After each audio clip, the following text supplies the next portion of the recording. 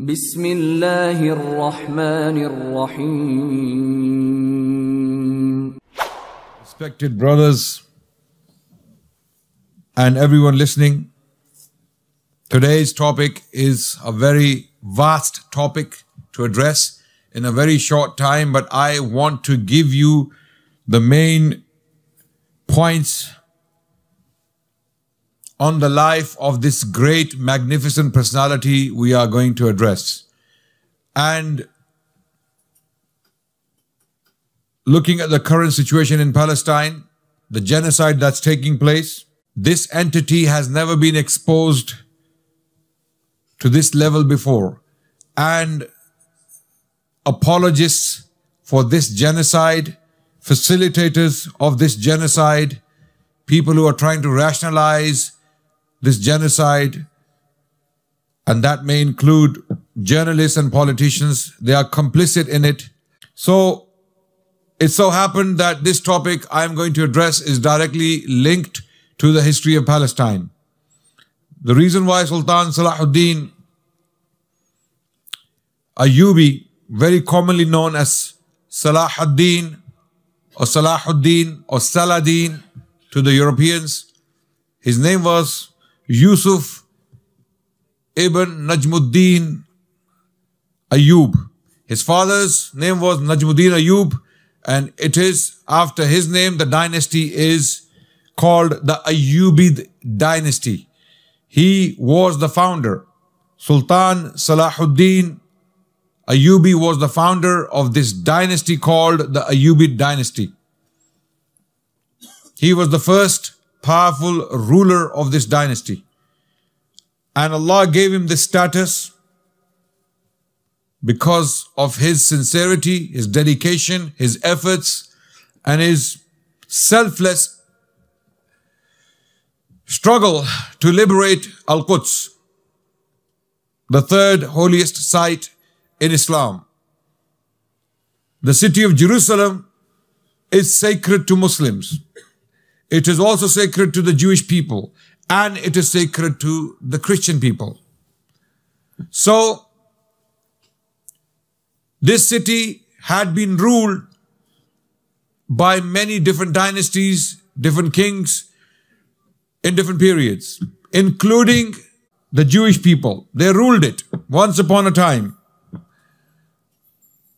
And then this territory fell into the hands of the Romans.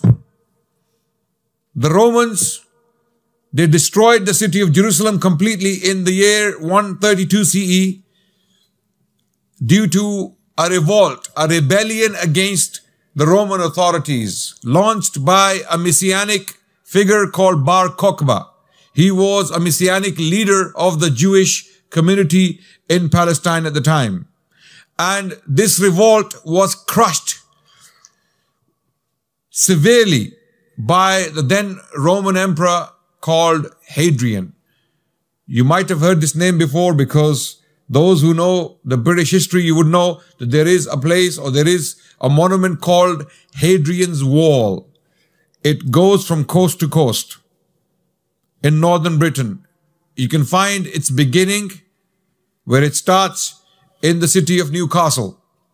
This is where it begins, and it goes all the way to the other side of the coast. This wall was built by this very powerful Roman emperor called Hadrian. He ruled territory from Britain to the Middle East and parts of North Africa. Very big, large empire. So he decided to level the city to the ground and rename it Ilia or Elia after his own name. His name was Elias Hadrianus. And from that time on, the Jewish people were banished. They were not allowed to come back to the city of Jerusalem. You cannot be found in this territory. Any Jew found in Palestine would be killed on the spot by the Roman authorities. Then begins the Jewish diaspora, or Jewish spread, exile into the world. So the Jewish people, they became scattered. They became nomadic. They were taking refuge in different places at different times with different dynasties. Then came the Christians to power. Some Roman emperors converted to Christianity, starting with Constantine. And then later on, other Roman emperors accepted Christianity. And this territory was ruled by Christians. Christians were also very hostile to the Jewish people. Others were arguing, no, we must keep them alive because they bear testimony to our Lord, Jesus Christ. Because there are prophecies about him in the Old Testament, and we need the Jewish people to bear testimony to the Old Testament and its veracity. Therefore, keep them alive. And one such person was Saint Augustine, who argued in this way. And the Jewish people were given respite. They were tolerated in Christendom, but still not allowed to come back to the city of Jerusalem. I'm, taking huge leaps, historically speaking, because I cannot, this is not my topic today. My topic today is not to indulge in the history of the Jewish people and their suffering when it comes to the land of Palestine and whatever is relevant to that particular history. I'm just giving you this very brief introduction to this territory called Palestine. So how did the Jewish people survive then is the question. How did the Jewish people survive, the Israelites? How did they survive for so long? Islam. This may shock you because the propaganda you get exposed to every single day on news channels, they will try to claim that the Muslims are as hostile as the Europeans or Christians were to the Jewish people. This is a great lie. This is a huge lie. You must understand this history. Stay with me so that you know why Muslims are so important when it comes to the land of Palestine in particular. Because it is this land where all three major faiths claim territory. Every single faith, Islam, Christianity, and Judaism, have a claim to this land. They claim this land as their own. And we have to assess every single claim independently, fairly, justly. When we do, we come to realize that the only time three faiths coexisted in this territory was when the Muslims were ruling. I can guarantee you that. In the last 1,400 years, every time the Muslims ruled this territory, they had peace, harmony, coexistence. And the Jewish and the Christian and the Muslim people were able to worship collectively in this holy sanctuary. The Temple Mount, which is about 35 odd acres of land in the city of Jerusalem, is the holiest site where the Temple of Solomon stood once upon a time. What we call Masjid al-Aqsa. And the Quran mentions that very spot. A'udhu billahi minash shaitanir rajeem. Subhanalladhi asra bi'abdihi laylam min al-masjid al-haram ila al-masjid al-Aqsa alladhi barakna hawlahu linuriyahu min ayatina innahu huwas samiul basir. Glory be to the one who took his slave Muhammad in one night, sallallahu alaihi wasallam, from Masjid al-Haram to Masjid al-Aqsa, which has been blessed. Even the surroundings of this area have been blessed, so that we may show our signs to him. So, long story short, in the year 636 CE, about 15 Hijri, 15, exactly 4 years after the Prophet Muhammad passed away, Muslims take the city. And then they open the city for the Jewish people for the first time in nearly 500 years. Or just say less, over 400 years. They had been banished. They were not allowed to come back to the city. First by the Romans, then by the Christians. Long story. Why? What happened? Details are far too long for me to indulge in at this stage. I'm going to fast forward. And from that time onwards, the Muslims ruled the city and they allowed the Jews and the Christians to coexist. The Christians did not want the Jewish people in Jerusalem, but the Muslims said, no, they have a right. They are Israelites. They are Banu Israel. They have a right to be there. We will protect them. We will give them refuge. We don't agree with them. We believe they are disbelievers, but they have the right to be here because they have a claim to this land. So let them worship. And they did worship. And the Jewish people flourished in this city. And not only in this city, throughout the Muslim territory, over 90% of the Jewish people for 1,000 years lived in Muslim lands. I will repeat this so that you remember this. Over 90% of the Jewish people in the world, majority, the overwhelming majority of the Jewish people in the world lived in Muslim lands for 1,000 years. From Al-Andalus to India, the entire stretch of the Muslim civilization for 1,000 years, they felt safe, protected, and they flourished. The best philosophers, the best theologians, the best rabbis, the best poets, the best intellectuals, the best politicians, the best physicians from the Jewish community were born in the Muslim territory. And those who lived outside of the Muslim territory always felt threatened and always faced a prospect of extinction at the hands of the Christians, mainly. The Jewish people were banished, exiled, killed, massacred many times in the Christian world, including right here in Britain. First, before Richard the Lionheart, when he was leaving for a crusade to fight Sultan Salahudin, a pogrom took place against the Jewish people. And even during the first crusade, when these crusaders, when they left Europe, after the Pope delivered a speech in 1095 CE in a city called Clermont in France, he delivered a speech in 1095 telling all the European knights that you fight each other. Why do you fight each other? Go and fight the enemy, the infidel in the Middle East. They persecute your brothers, the Christians, which was a lie. This was a lie. It was a pack of lies. And the real issue, the real reason why Pope delivered this speech was the Seljuk victory in the Battle of Manzikert in 1071.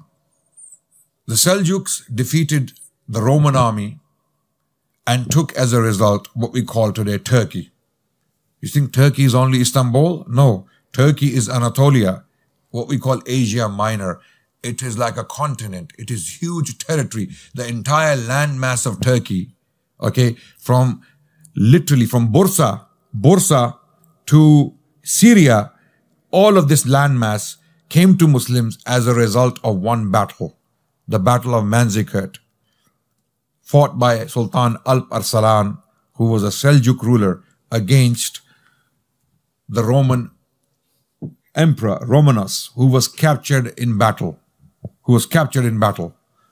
This victory of the Muslims sent shivers down the spines of Christendom. And then the Emperor Alexius, the Byzantine Emperor Alexius, wrote a letter to the Pope asking him for help. We need help. We're losing territory. We're losing land to Islam and Muslims. And Pope delivered the speech as a result. And the speech, if it's true, if it did actually occur, was a pack of lies. So the Jewish, when these crusaders, having listened to the Pope, started their journey to liberate the Holy Land from the infidel, the Muslims, on their way to Palestine, they massacred every single Jewish population in Germany. So it were the Europeans, the Christians, the Catholics who committed massacres against the Jewish people, not the Muslims. In fact, Jewish people flourished. They were the most prosperous people in the world at the time. In fact, the prime minister to the most powerful Muslim king in Western Europe in the 10th century was a Jewish man called Hasda ibn Shaprut. He was the prime minister of Abdurrahman III, the Khalifa, who declared his caliphate from Cordoba in 929 CE in the 10th century. So this propaganda is false. It's absolutely false. Okay, Jewish historians will tell you themselves that the golden age of the house of Israel was in Al-Andalus in Spain when Muslims were ruling. From 950 to 1250, 300 years were the best period in Jewish history. Since the diaspora, since the exile initiated by the Roman Emperor Hadrian in 132 CE, the best period in Jewish history was in Islamic Spain. For 300 years. And Jewish rabbis themselves, they testify to this. Bahya bin Baquda was a Jewish rabbi writing in the 11th century in 1080s. He testifies to this fact, that since the diaspora, this is the best period in our lives. So Islam gave refuge not only to the Jewish people, even to the Christians, to come and worship in peace in the city of Jerusalem. Every time the city was taken, oppression followed. And there are 2 times when the city was lost to either the Christians or the Jewish elements. Okay. How Christian were the Crusaders is a good question. How Jewish are the Zionists is also a very good question. They claim connection to Judaism. They claim to be Jewish, but how Jewish are these Zionists who are bombing Gaza right now, killing thousands of children deliberately by targeting them? How Jewish are they is a very good question. And there are Jewish rabbis around the world. There are Jewish activists. They're saying, not in our name. These people are not Jewish. They are atheists. They don't believe in God. They are godless people. They don't believe in God, yet they believe in His promise. Okay?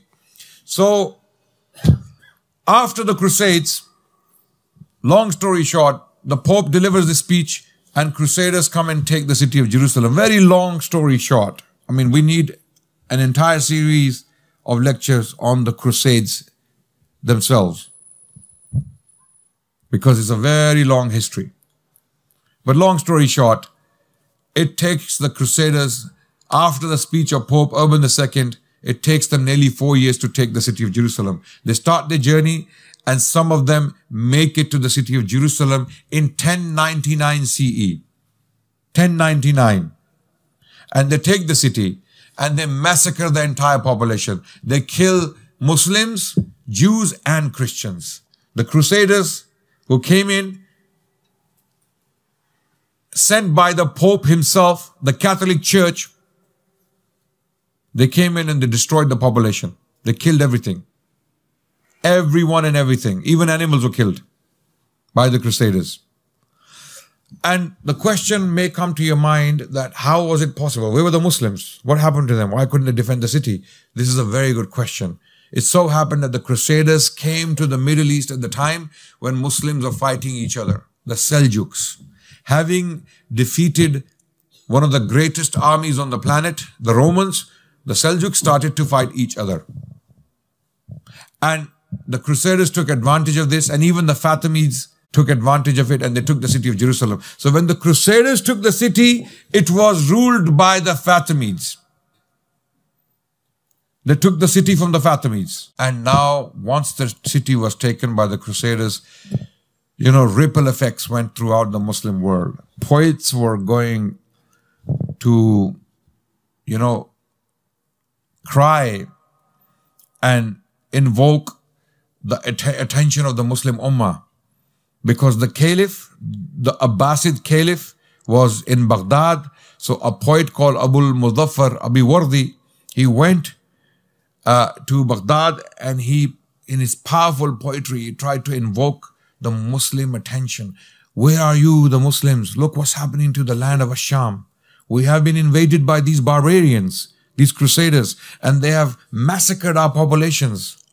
How can your eyes sleep when your brothers in Asham are sleeping in the bellies of vultures? This is his poetry, Abul Muzaffar Abiwardi.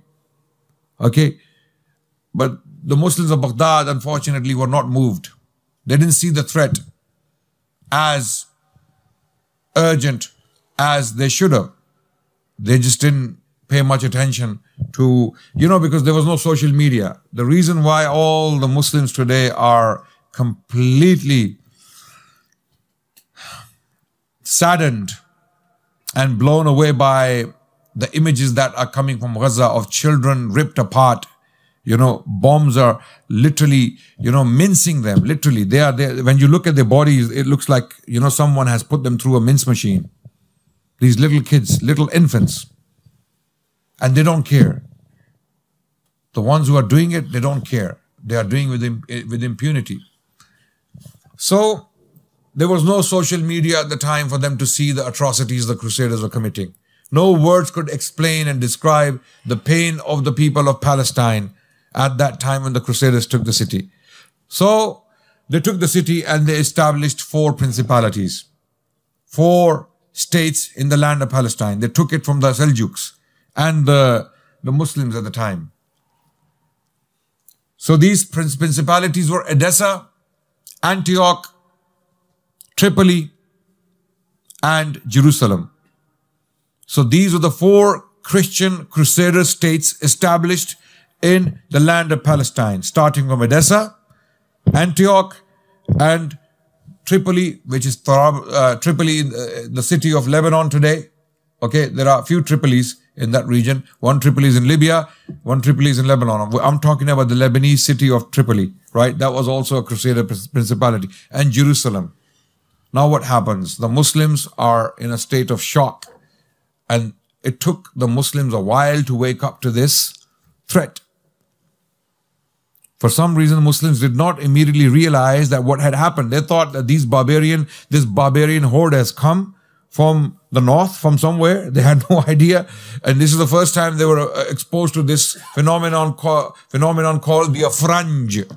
The Afranj, the Franks. The Muslims referred to these people who were basically a mixture of German, French, and English knights, warriors who had come to take this land. The Muslims generally called them Afranj, the Franks.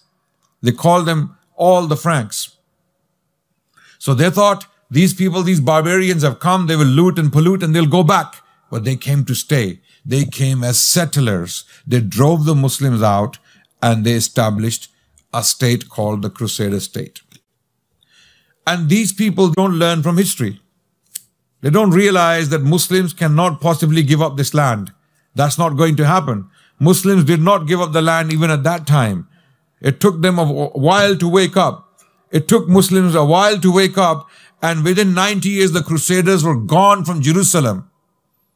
And it took another 100 years for them to be completely driven out of the Middle East, which was done by the Mamelukes later on, Sultan Baybars and his successors later on. But it happened. That's the point. You cannot rule this land by force. You cannot occupy this land by oppression and tyranny and destruction and massacres and genocides. The Crusaders did it. They tried it. And as a result of these crusades, hundreds of thousands of people died. But the land came back to Muslims.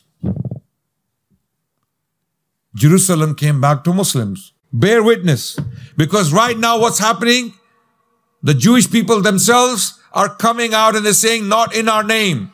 Some of the people in New York, thousands of Jewish people, they're coming out. Some of them are children of the survivors of concentration camps.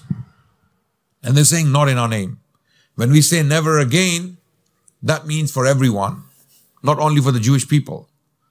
Right? So, this land will come back to Muslims. Sooner or later, it will come back to Muslims. Crusades did not last. Okay? Oppression and tyranny will not last as well. It will end because, you see, oppressors and tyrants, they have a tendency to self-destruct. They have a tendency to dismantle their own power and ability, which is exactly what they're doing right now. The whole world has now suddenly woken up to this phenomenon. Kill 10,000 people in 3 weeks. These people have done it. 5,000 children. Shredded. Ripped apart. Blown into pieces. 5,000 children.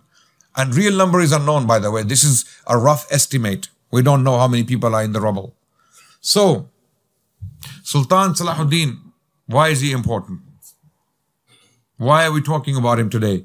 We're talking about him because he was chosen by Allah to liberate the Holy Land. To liberate the Holy Land from the Crusaders. Crusaders, they established their power. And the first opposition against the Crusaders came from a man called Imaduddin Zinki. Imaduddin Zinki was a Seljuk ruler of the city of Mosul in Iraq.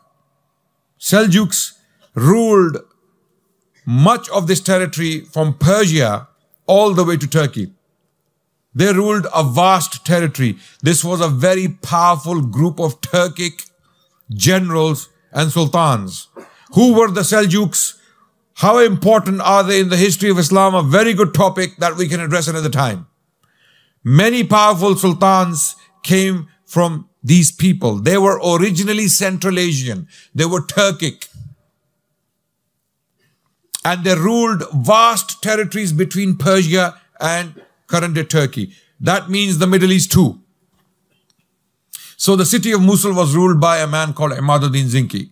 He launched the first campaign or first retaliation against Crusader aggression, and he took the Principality of Edessa. He took the Principality of Edessa from the Crusaders.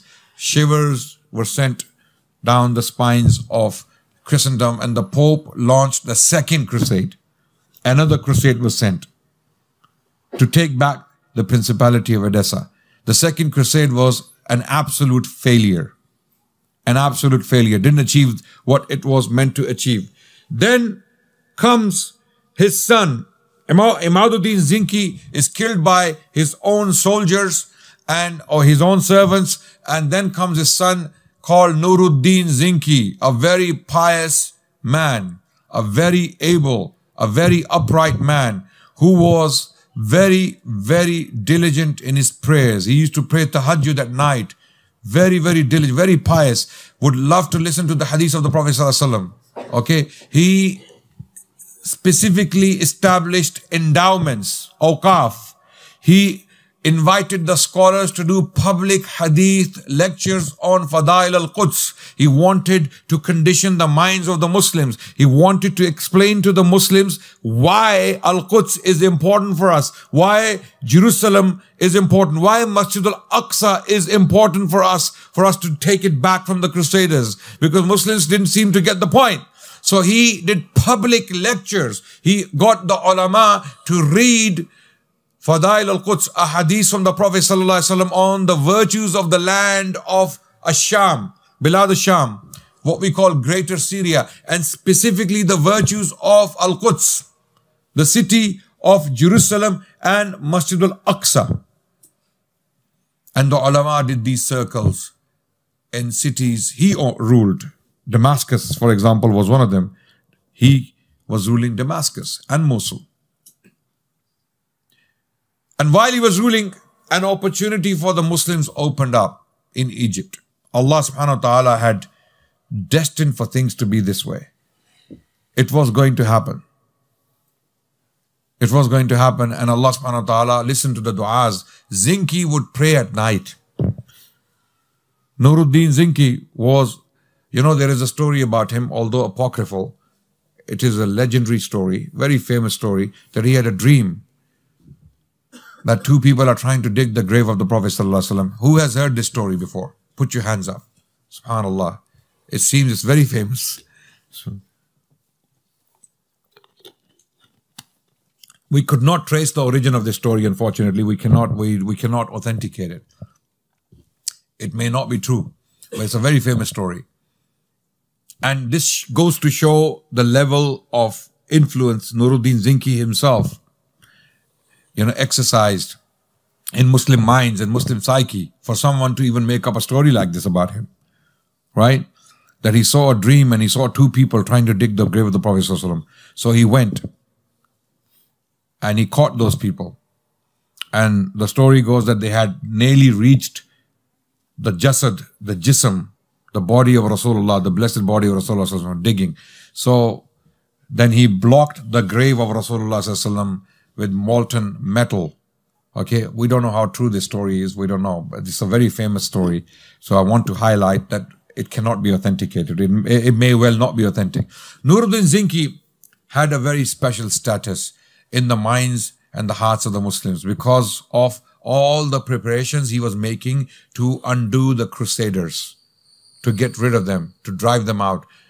Okay? If the Crusaders were a good force, if they were a just people, if they were a kind people, if they were compassionate people, if they were a people who allowed every single community, Muslim or Jewish, to worship freely, then maybe the Muslims would not have been so hostile. But the Crusaders themselves were poking Muslims, provoking Muslims. Every single opportunity to insult Islam and Muslims, they did it.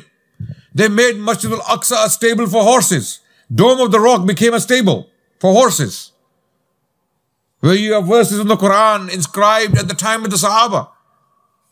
Those verses inside the Dome of the Rock, you might have seen them. They were inscribed by Abdul Malik bin Marwan when the Sahaba, Ashabul Rasul, were alive, radiallahu anhum. So the Crusaders are poking the Muslims. An opportunity came up. There was a clash between the Vizier and the Fatimid Caliph in Egypt. So this Vizier, he reached out to Sultan Nuruddin Zinki for help because he wanted to be the Vizier. And Nuruddin Zinki saw an opportunity in this. But the Fatimid Sultan had another candidate, or the Fatimid Caliph had another candidate who ousted this Vizier. So Nuruddin Zinki decided that he will send one of his generals to help the Fatimid Vizier who came to help, or came to ask for help. So he sends one of his trusted generals called Shirkuh. Shirkuh was an uncle of Sultan Salahudin al-Ayyubi. Sultan Salahudin was born in 1137 CE. He was born in 1137 CE in the city of Tikrit, northern Iraq. And he came from the Kurdish stock. He was Kurd. He was a Kurd. And he grew up in the city under the supervision. And then his family had moved to Mosul because they couldn't stay in the city of Tikrit any longer because they had some disagreements with the Caliph in Baghdad. His family, Sultan Salahuddin Ayyubi's father, Najmuddin Ayyub, he had issues with the Caliph. So he was first a governor of the city or the principality of Tikrit, and he was asked to leave. The very day they were leaving Tikrit for Mosul, to move to Mosul under the supervision of the Zinkis, Sultan Salahuddin Ayyubi was born, 1137. He was born on that very day when the family was moving from Tikrit to Mosul. So he grew up in Mosul under the supervision of Nuruddin Zinki. Nuruddin was one of Salahuddin's teacher, one of his teachers. So Shirkuh, when he was given this task in 1164 CE, 1164. So Salahuddin is about 26 years old at this time, 26, 27 years old. He didn't want to go with his uncle. He didn't want to leave Mosul. He didn't even see a plan for himself. He was a normal, standard, outgoing young man. Okay? It's like, look at yourselves today. What is a normal, outgoing young man nowadays? I don't want to ask about East London. I don't know what that means in East London. Yeah, sorry, no insult. Or Birmingham or Manchester, okay? Or some other parts of London. So let's take, can someone help me? What is a normal, outgoing person in London? A young man. Although East London is a separate country. What is a normal? So Sultan Salahuddin was a normal young man. You know, he was into the cultural practices of the time, even drinking. Even drinking. Not many people know this. You know, many people, when Allah subhanahu wa ta'ala gave them when Allah gave them power, they changed for the best. They changed for the best. There are a few examples. Okay, one is Umar bin Abdul Aziz, very lavish, okay, young man, as an Umayyad prince in Damascus, living a lavish life. As soon as he becomes the Khalifa, he switches completely. I mean, he was already on his way to become like that. He was on a trajectory. Obviously, things don't happen from a vacuum all of a sudden, but he made serious changes to his life. And his wife was Fatima, who was a princess. She was the daughter of Abdul Malik bin Marwan, and she was a sister of two caliphs. Daughter of a caliph, sister of two caliphs, and wife of a caliph. Imagine that woman, Fatima, the wife of Umar bin Abdul Aziz. He told her, he said, no more luxuries. I am now a caliph. No more luxuries. She said, I am with you. I am with you. And you know, it is said about Umar bin Abdul Aziz that when he would do the work of the state, he would burn the lamp of the state from that oil. How trivial a matter is that? But when he would be done with that work, and he's now doing his personal stuff, he would burn his own lamp. He wouldn't even burn oil from the state, even though no one would ask him questions. It would be perfectly fine for him to do it, because he's the caliph. He's in the duty of Islam and Muslims. So he is one example. Another example is Sultan Salahudin. When he came to power, when he became the Sultan, as we will see, he completely switched, completely changed his character.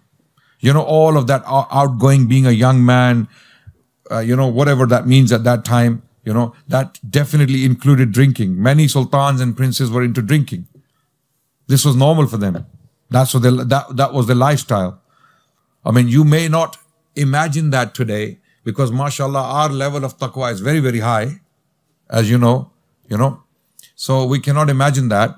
But their munkar sometimes coexisted with Islam. They were very strong Islamic characters. They loved Islam. They had a lot of ghira for Islam, but at the same time, they had these weaknesses in their characters.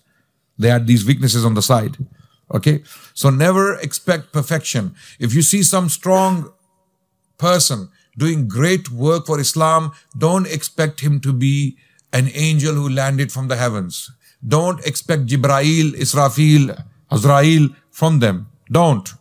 Okay? Or don't expect a prophet from a Muslim.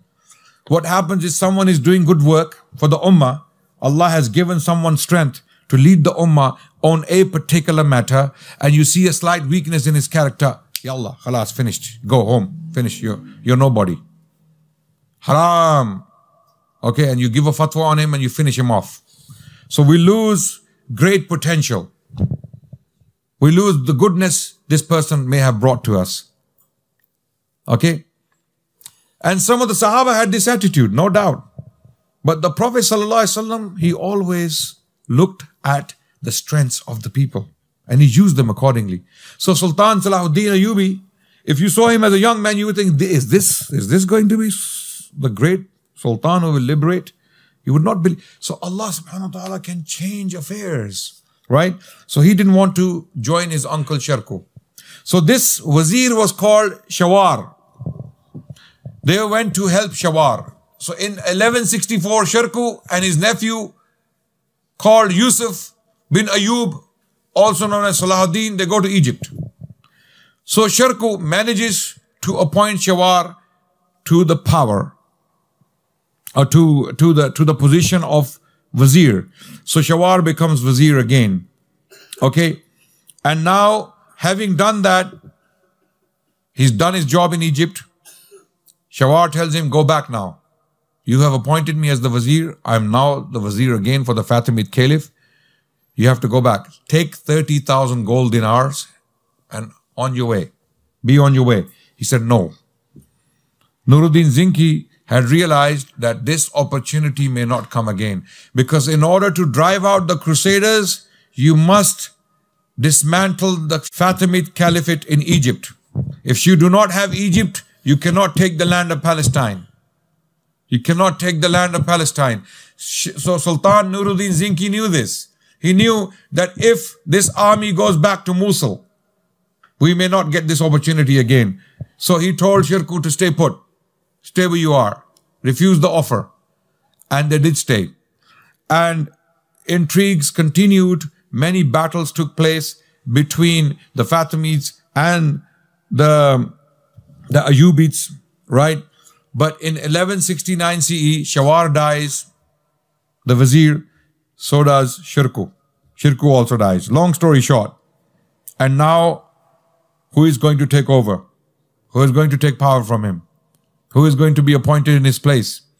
So, Sultan Salahudin Ayyubi at the time, being a young man, was a very shy person, very timid, quiet type of person, although was a warrior. He had led battles against the Crusaders already as a young man with his uncle. Okay, he had fought the Crusaders already in Egypt by this time. So he was a battle-hardened young man who had been tried and tested on the battlefield. In fact, he commanded the right wing of the army in one of the major battles against the Crusaders. How the militaries worked, or how their strategy worked at the time, was there would be three parts of the army. They had qalb, the heart of the army, where the general or the king himself would be present in the army. You know, in those days, kings and generals fought on the battlefields, not like today, you know. Not like today. They would have to be on the battlefield. Otherwise, no one would take them seriously. If a king or the general is not present in the battle, on the battlefield, that army wouldn't have any courage, wouldn't have any reason to fight. So Shirkuh was in qalb, Salahuddin's uncle. And Sultan Salahuddin, rahmatullah alayhi, was given the maymana. So there would be qalb, there would be maymana, and there would be maysara. So maymana is basically the right wing of the army on the battlefield, and maysara is the left wing of the army on the battlefield, and there is qalb in the middle. So there would be three parts of the army on the battlefield, led by three different people, and there would be one general or one commander of the army who would send instructions to both other wings. So Sultan Salahuddin Ayyubi had already commanded the right wing for his uncle against the Crusaders in a very major battle. So he knew how to fight wars and battles, but was not a very loud person. So the Fatimid Caliph, when the vizier was lost, he was advised by his advisors that this timid young man seems to be very weak among all these Kurdish generals and Kurdish military men. So just appoint him as the vizier. You know, that means you'll be fine. Just appoint him. This is what we call politics. You know, when you choose the the weakest character of all. Okay, so they thought this guy is not going to give us trouble. This is stated by Imam Ibn al-Athir in his history. When he wrote about Sultan Salahuddin Ayyubi, he said, this is why the Fatimid Caliph appointed Sultan Salahuddin Ayyubi, not knowing that this is the very man who will dismantle this caliphate, the Shia Ismaili Caliphate of Egypt. So in 1171, Sultan Salahuddin Ayyubi becomes the Sultan. So in 1169, he's appointed as the vizier. When he becomes the vizier, many people start the Fatimid establishment, which was the ruling class, and the masses in Egypt were all Sunni, by the way. The population of Egypt was Sunni. The population of Egypt was either Sunni or Christian, Coptic Christians, right? The ruling class, the ruling elite were a very small number of people, the Fatimids. They were not, they were not liked by the population. The population didn't want them to rule, but they're ruled by, by power and money. So, when he became the vizier, his next target was to simply remove or dismantle this threat, because the Fatimids were consistently siding with the Crusaders. Every time a Sunni Muslim power like the Seljuks, the Zingis, every time they fought the Crusaders, the Fatimids would help them. But now they were stuck. They were stuck. So Sultan Salahudin Ayyubi slowly he removed the caliph from his power. Al-Adid, his name was Al-Adid, was removed, and in 1171 he himself became the Sultan of Egypt. Now there was a situation. Okay? Nuruddin Zinki had a plan, rahmatullah alayh, that once we have secured Egypt, then we will have the back of the Crusaders. Where is Nuruddin Zinki? He is in Syria. He's ruling from Damascus and Mosul, right? Egypt is on the other side. And in between Syria and Egypt, what do you find? Which land? Palestine. So Palestine is in between. And Palestine is ruled by the Crusaders. There are 4 principalities. Right? So in order to take the Crusaders and defeat them, you must take Egypt. You must secure the back of the Crusaders. Otherwise, they will use it against us. So now Egypt is secured. But there is a problem. The problem is Salahuddin becomes independent.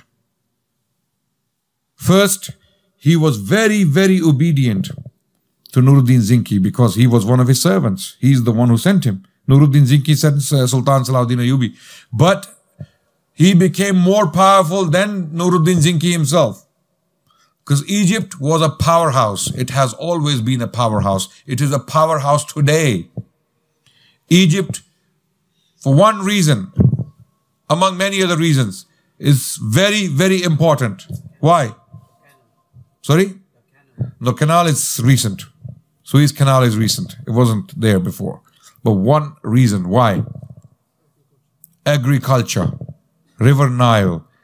River Nile, it gave agriculture to Egypt, and Egypt was the breadbasket of even the Roman Empire.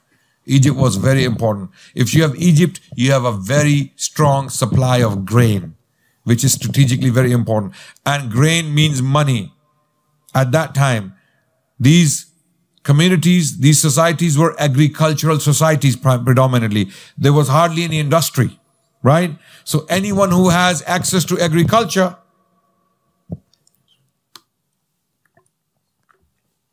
so Sultan Salahuddin, he takes Egypt, and now Nuruddin Zinki starts to feel that he is now asserting independence.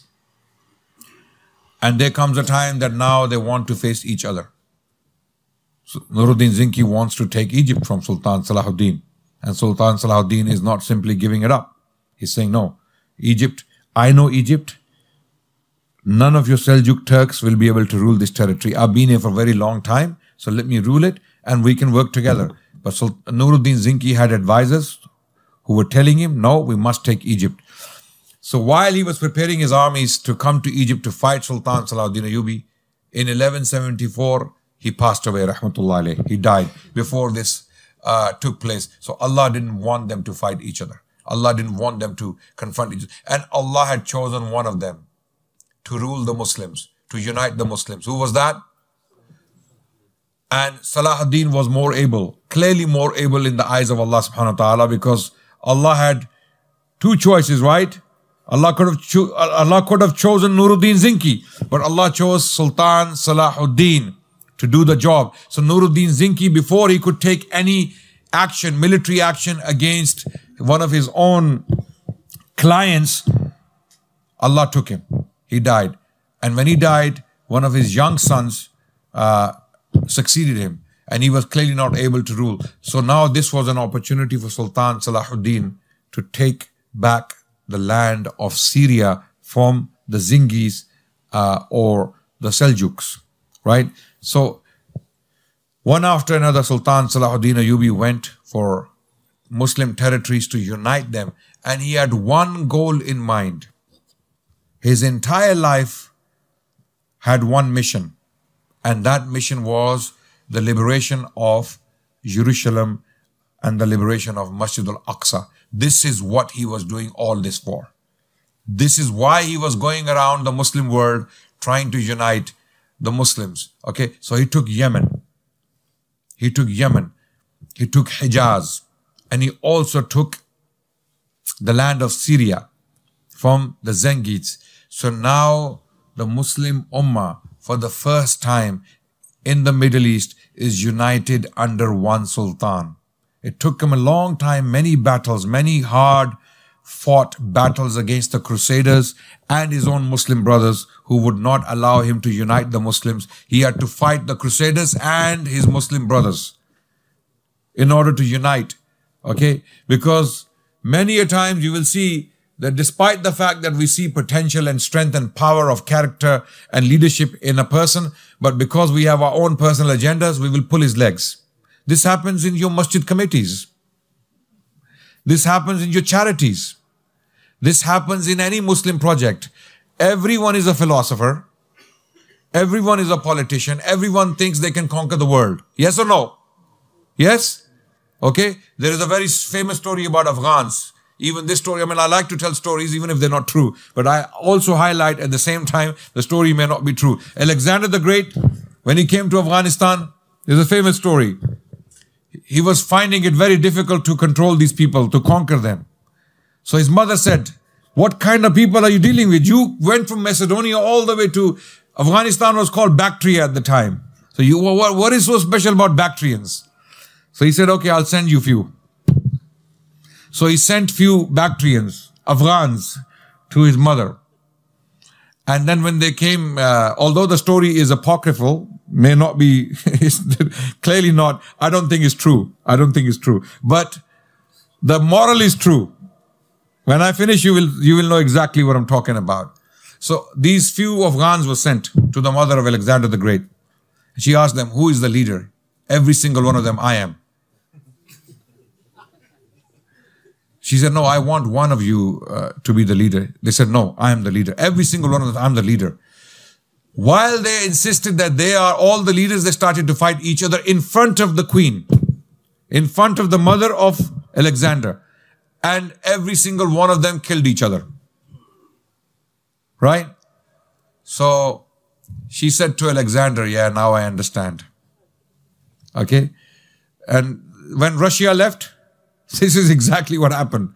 Every single one of them, these warlords with immense weapons at their disposal, they wanted to be the king, right? This is exactly how the Muslim Ummah has been, unfortunately.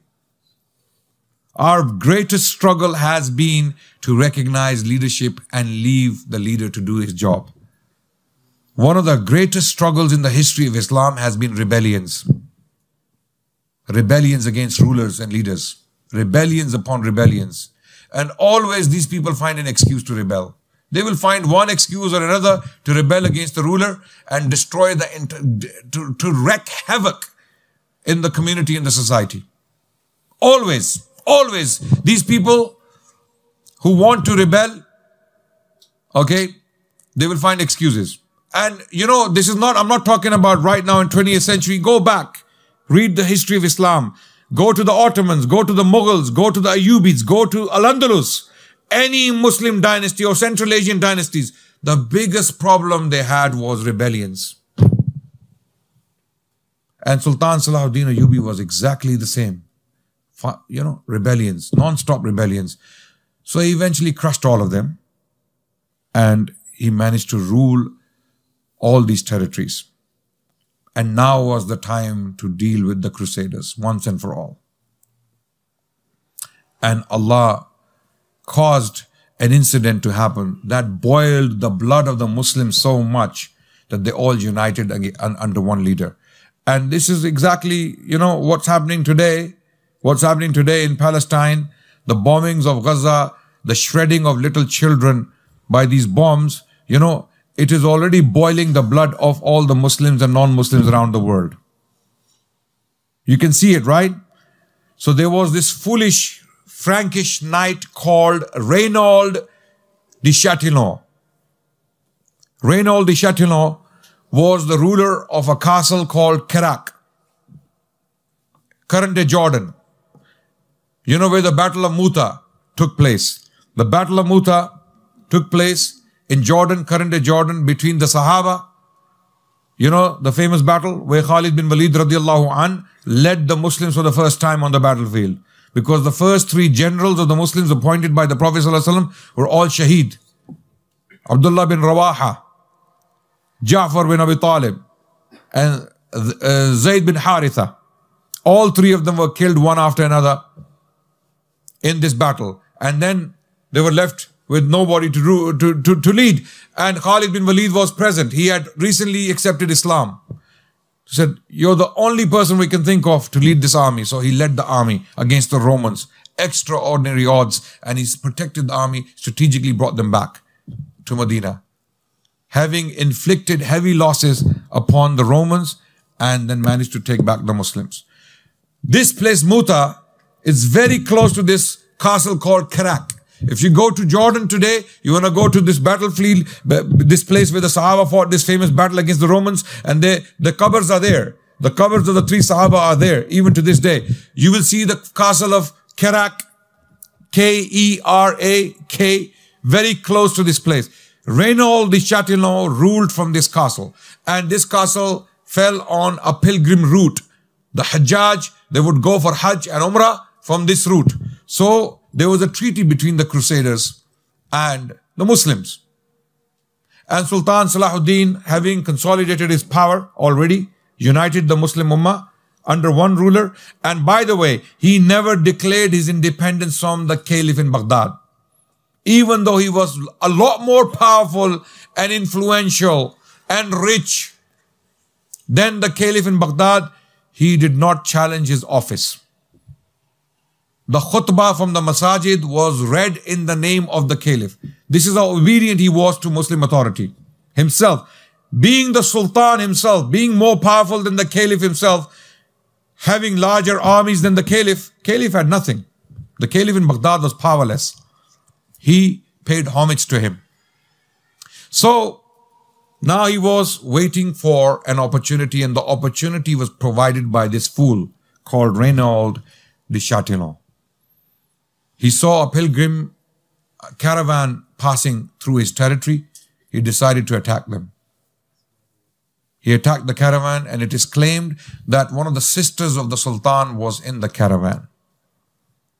And this boiled the blood of the Muslims so much. In fact, he took the Muslims into the dungeons of the castle. If you go and see the castle, which stands to this day, you will understand what might have been going through the minds of the Muslims at that time who were imprisoned in this castle, because I've been there, I've seen it, right? You go inside the dungeons, it's pitch dark, very scary, all stones around you. So he said to the Muslims who were imprisoned, where is Muhammad? Call him. Where is he now? Why doesn't he come and save you? Because these people worship Jesus Christ. And they were so ignorant about Muslims that they thought we worship Muhammad sallallahu alaihi wasallam. So he was telling the Muslims, call Muhammad now to save you. Where is he? And the news reached Sultan Salahudin Ejubi. And the Muslims came around and they united against his person. And lo and behold, long story short, there was a huge battle that took place in this place called Hittin. In 1187 CE, in July, the Crusaders, they got together, their coalition came to fight the Muslims. And Sultan Salahudin had strategically cornered them already. Muslims already had water in their possession. So they had already positioned themselves on top of the wells and water supply. So water was completely taken away from the Crusaders. On top of that, Muslims started to light the grass and the fields around the Crusader army. So that basically increased the heat. So they became more and more thirsty. They got exhausted. And when they got exhausted, the Muslims, they finished them off. All the Templars, the core of this army were the Templars. They were a specific group. They were very, very battle-hardened, tough fighters. Okay, it is said that when they would charge with their horses, I don't know if you have seen some medieval, war demonstrations, when many horsemen on their horses with their spears, when they charge together in a line, you might have seen some movies like, there are scenes from this movie I watched back in the day, Braveheart, Okay, there are scenes that horsemen with the big spears, they would charge together. That charge was so terrifying that Muslim historians write about it, that it was unstoppable. Even the Muslims, with all their courage and all the iman and all the power, they could not stop the charge of the Crusaders. It was so vicious. It was so well organized. And it was so terrifying that they would not be able to stop it. So imagine 200 horses lined together with people, with knights, with javelins and spears in their hands, and they're charging together. That sight alone was terrifying. It was terrifying. So these were the Templars, the Crusaders, the Templars. So this was the end of the Crusaders. This was the beginning of their end. After the battle of Hittin was lost, the next thing the Sultan did was he went and besieged Jerusalem. He wanted to take the city of Jerusalem.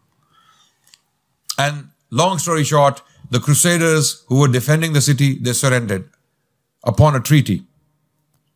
And the Muslims wanted to avenge what happened in 1099 when the Crusaders came in. The Sultan prevented every single Muslim from doing this on pain of death. He said, anyone who is found to be doing this, killing people inside the city, because this is not Islam.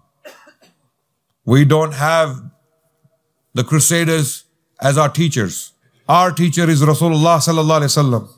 We have rules and principles. We are bound by principles. We cannot go and kill women and children like they did. We cannot do that. Even if you want to avenge what happened then, you can't do it. So the city of Jerusalem was opened. Sultan Salahudin Ejubi went inside and he washed Masjid al-Aqsa and Dome of the Rock with rose water. After 90 years of occupation. After 90 years of occupation. This was one of the greatest events in the history of Islam. And you know, throughout the Muslim world, people prayed for the Sultan and his army for achieving this for the Muslims. For the first time after 90 years, Muslims prayed in Masjid al-Aqsa.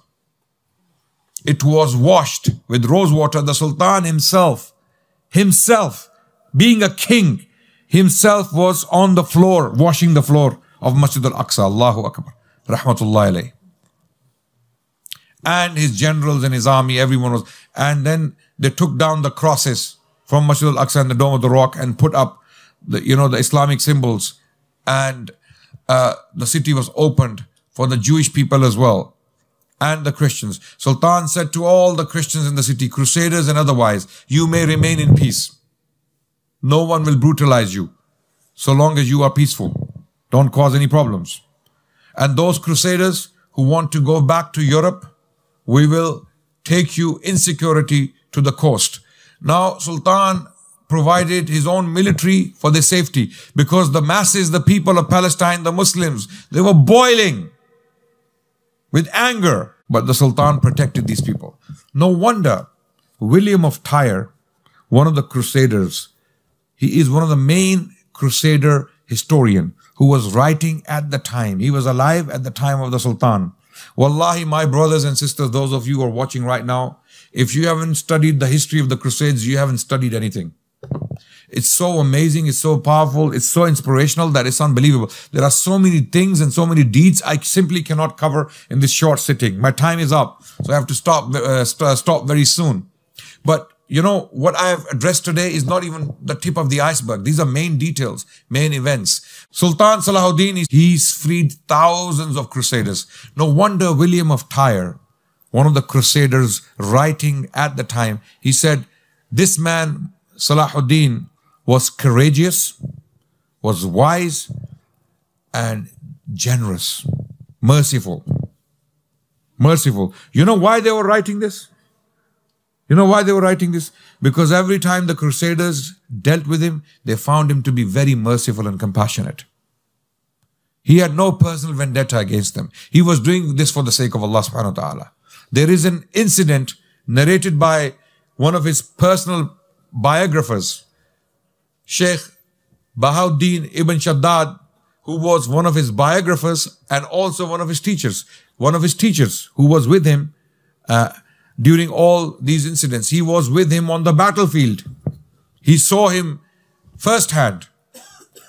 He writes that once we were in our tents or in the camp, the military camp, and a crusader woman, a Frankish woman had lost her daughter.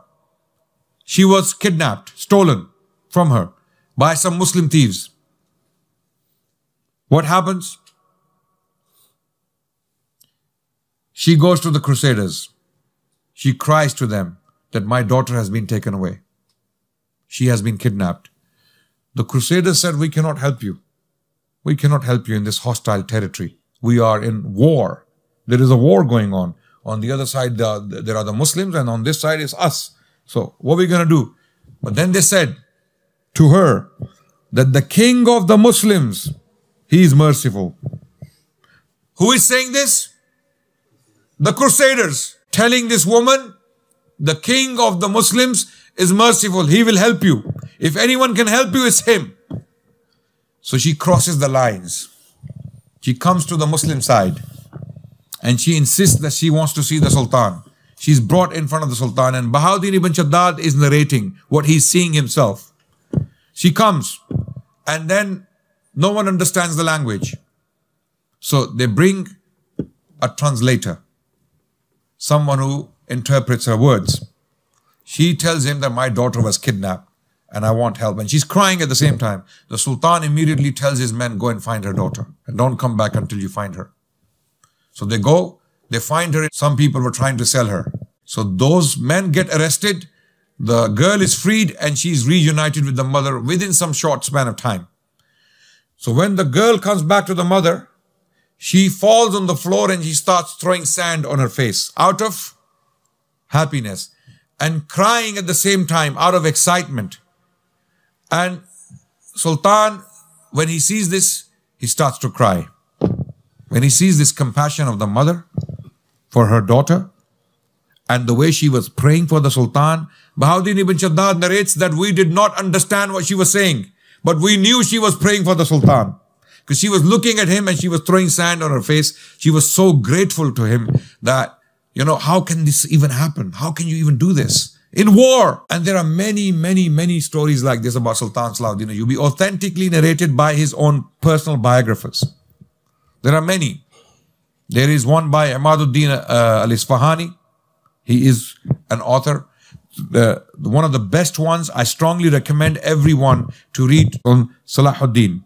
An-Nawadir al-Sultaniya is it's a biography of Sultan Salahudin Ejubi, authored by his own teacher, Salahudin ibn Shaddad. So, after taking Jerusalem, Sultan Salahudin, he goes for other Crusader territories and he fights many battles. Then, after Jerusalem fell to the Muslims, what happens next? Allahu Akbar. I'm going to fast forward very quickly. I want to finish so that we can take questions as well, inshallah. What happens? Again, the ripple effects reach the Pope in Rome. And it is said that Pope, when he heard the news that Jerusalem fell to the Muslims, he collapsed and died on the spot. Possibly had a heart attack or something. He heard the news and he collapsed on the spot and died. The new Pope, he announces another crusade. Crusade. Get Jerusalem back. How can we lose Jerusalem? This is the defeat of Christendom. This is the defeat of the papacy. This is the defeat of Catholicism. This is the defeat of our religion. Take Jerusalem back. And then what happens? The King of England and parts of France, Richard the Lionheart, he decides that he will go and fight Salahudin. Already the name of Salahudin is the most famous man in Europe. His name is already every single church, every single household, Saladin. Richard, when he decided to go on the crusade to liberate Jerusalem once again, liberate or take back the city from the Muslims, he imposes a tax on the English people. People here, right, in this country. And the tax is called what? Saladin tax. It's called Saladin tithe. Literally, I'm not making this up, by the way. It's historically attested. The tax was called Salahudin tax. And he even said that I would even sell London if I could to the highest bidder to raise money to go and fight the crusade. So from here, Richard, he decides to go on the crusade. With him, the King of France, Philip, also wants to join the crusade. And then from Germany, one of the biggest armies in Europe at the time, Frederick Barbarossa, the German king, nearly 80 years old, over 80 years old, he decides to go on the crusades. Now, long story short, when these people leave, their respective territories to head towards the Middle East, the Muslims already heard the news that these huge armies are coming. Allahu Akbar. Especially Frederick Barbarossa, who was coming from land. So when the German army came close to the Muslim territory, the Muslims started to pray qunut. Qunut al-Nazila. Muslims started to pray qunut to Allah. Ya Allah, only you can save us now. We don't have the power to fight these big armies coming from Europe. Okay? Because this was the loss of Jerusalem, you have to understand, to them was a huge blow. So they pray qunut al-Nazila. Guess what happened? The emperor, the German emperor, Frederick Barbarossa, while crossing a river, falls from his horse in the river, and the water is waist high. It's not even deep. The water is waist high. But, at that time, the knights, the warriors used to wear armor, heavy armor on their bodies, right? So he fell into water and he could not come back up. He was drowned by his armor and he died in that river. And once he died, his entire army lost the will. They lost the courage to continue, and they got dispersed. And many of them were killed off by the peasants. So that's gone. Richard comes and takes Acre. Long story short, it takes him a year to reach Palestine when he starts. Okay? So he comes and takes Acre, the city of Akka in current-day Palestine. And then there are 3,000 Muslims inside. But before he takes the city of Acre, they besiege the city. Now, this is something shocking. You'll find this very difficult to understand and appreciate. For 2 years, are you listening, everyone? For 2 years, the city of Acre was besieged. For 2 years. Okay? And on the other side, Sultan Salahudin al-Ejubi remained for 2 years outside the city of Acre trying to rescue it. For 2 years, this man did not move from one spot. For 2 long years, one battle over one small city called Acre was fought. And there were 3,000 Muslims inside the city. Eventually, Richard succeeds in taking the city. And when he takes the city, he basically takes all the Muslims in the city hostages, 3,000 of them. And then he tells the Sultan, money or they die. So he wanted gold. Sultan Salahudin Ejubi could not raise the gold in time. And in one day, Richard, in cold blood, killed 3,000 men, women, and children, Muslims. This is called the massacre of Acre. Okay? And the Muslims are so angry when this happened. So Richard started to take the land. So how he did this, after taking the city of Acre, he started to make his way down towards the city of Jerusalem because why did he come to Palestine from England? Even though he never lived in England, he was mainly living in the French territory. He spoke French. He didn't even speak English. Okay. So he ruled more territory in France than he did in Britain. Right. So he came with his army, took the coastal route.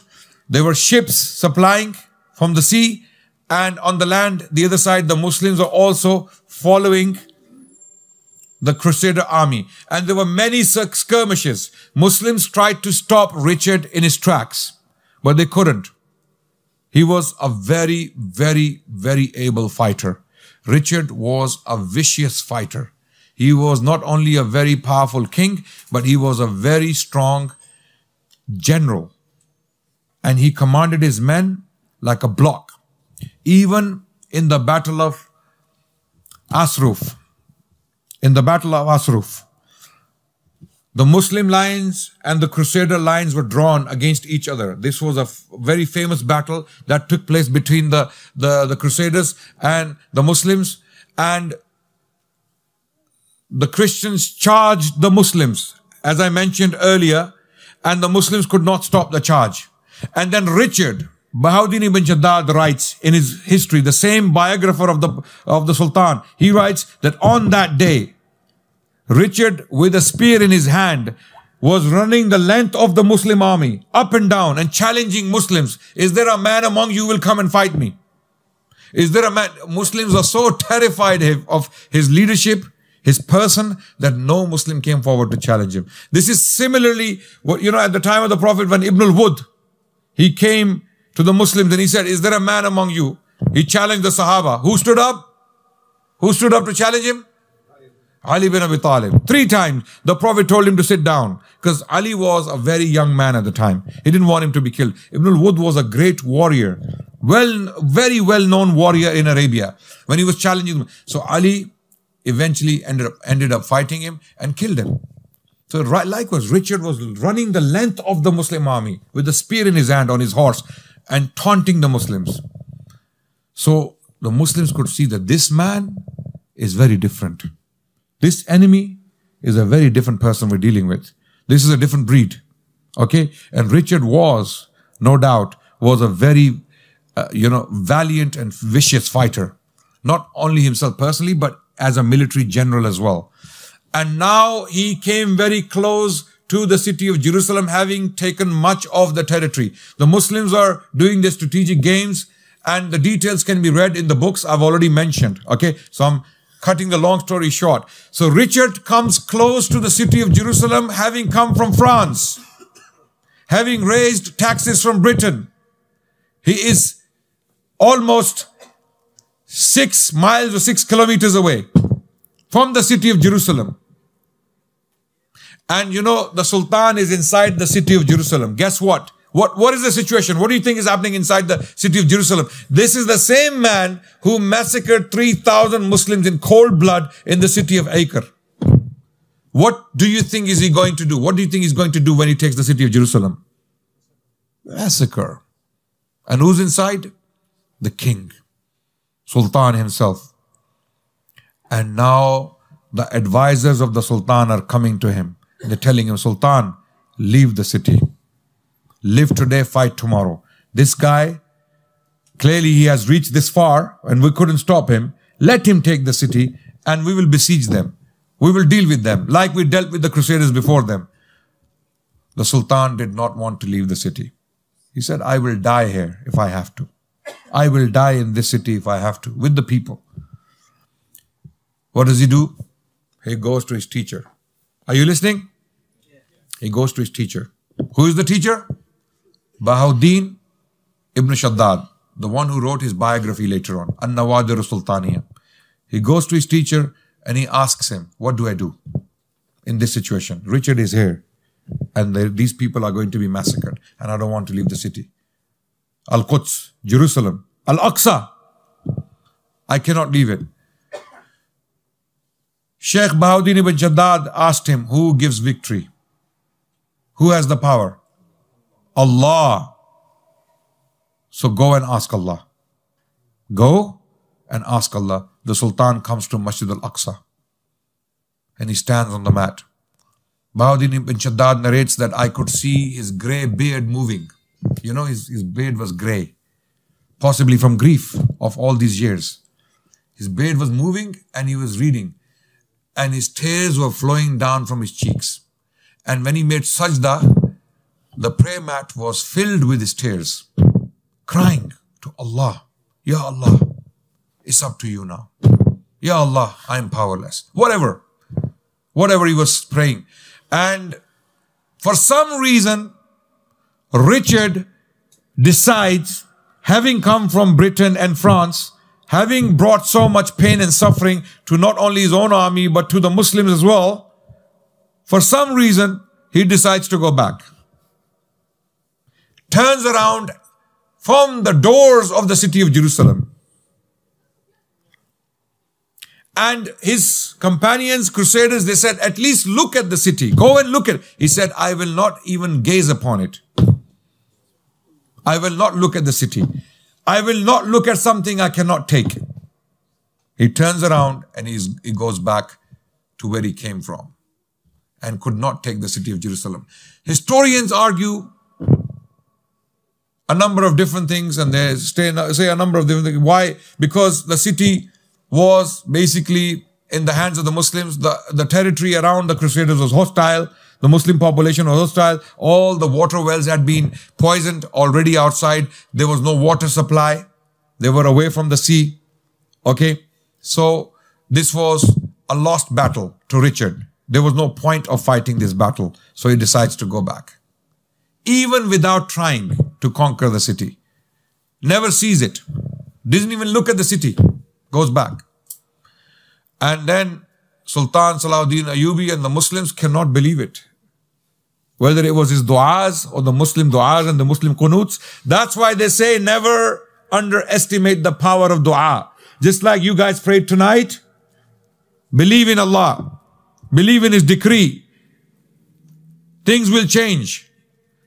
وَلَا تَهِنُوا وَلَا تَحْزَنُوا وَأَنْتُمُ الْأَعْلَوْنَ إِن كُنْتُمْ مُؤْمِنِينَ. Do not despair. Do not be in grief. You will be victorious if you are believers. So do not underestimate the power of dua. And do your best to help your brothers and sisters. Do your best to help your brothers and sisters. So Sultan Salahudin Ejubi survives. So does the Muslim army. And Richard goes back.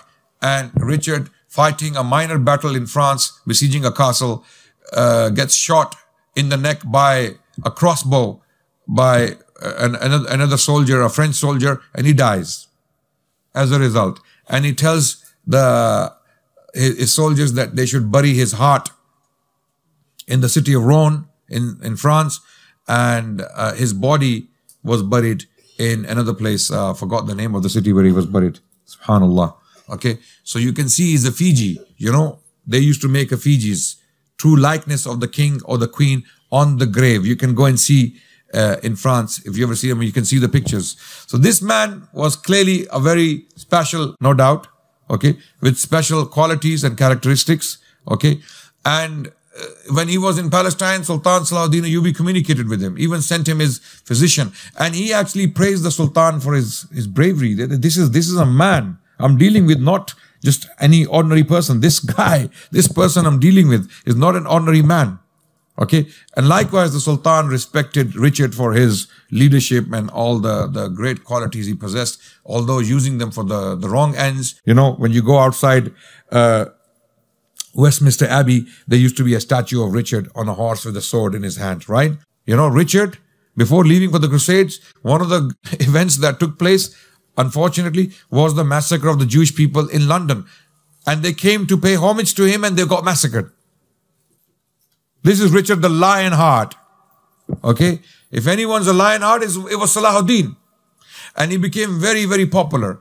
Finally, this man, Salahudin, Rahmatullah alayhi, died in 1193, having done this great service to Islam and Muslims, having taken back the city of Jerusalem, the land of Palestine from the Crusaders. Okay, although the Crusaders remained in the Middle East for another 100 years, no doubt, but they were completely powerless. Their power was repeatedly reduced by the subsequent sultans, first the Ayyubids and then the Mamelukes, and they did not give up. There were 7 crusades in total. There were 7 crusades in total to the Middle East. Even the English king, Edward I, the king in this movie, the Braveheart, you know, who punished William Wallace for being a freedom fighter for the Scots, right? Edward the Longshank, okay, was a very cruel king, no doubt. A very cruel king. Very effective king. I believe as a historian that he was one of the most important kings in English history. More so than Richard the Lionheart, because what he did, his deeds outweigh the deeds of Richard by far. He was a very successful king, as bad, as evil, as as vicious as he was. But as a king, as a pragmatist, he was very successful. He was able to subdue the Welsh. Even he went for a crusade. Even he went for a crusade in the 13th century, almost a century after Sultan Salahudin Ejubi, and he was nearly killed. Right? So crusades continued. But Sultan Salahudin Ejubi died in 1193. And when he died, how he died, he had sheikhs reading the Quran right next to him. He was listening to the Quran. He had specifically requested for the sheikhs to read the Quran next to him while he is dying. So last thing in his life was the Quran. And it is written that when he died, he had very few silver coins in his possession and 1 gold dinar. That money was used, specifically kept for his coffin. So he was basically, the coffin was bought from that money and he was put in the grave. He was a very kind and generous person. There are so many virtues that I can simply not describe in this short sitting. For that, you will have to read the books I have mentioned, An-Nawadir Sultaniya by Bahauddin ibn Shaddad. So on that note, brothers and sisters, thank you so much for listening. I simply haven't done justice to this man's history and his legacy. There is a lot more I could discuss and talk about with regards to his character, his personal achievements, his person, his as a Muslim, his prayers, his reading of the Quran, his patronage of the scholars and the ulama, him being surrounded by the ulama and listening to the hadith of the Prophet ﷺ every single day. All these things I could mention, but I could not because of the time restraint. Jazakumullah khairan walhamdulillahi rabbil alameen. May Allah bless you. Thank you so much.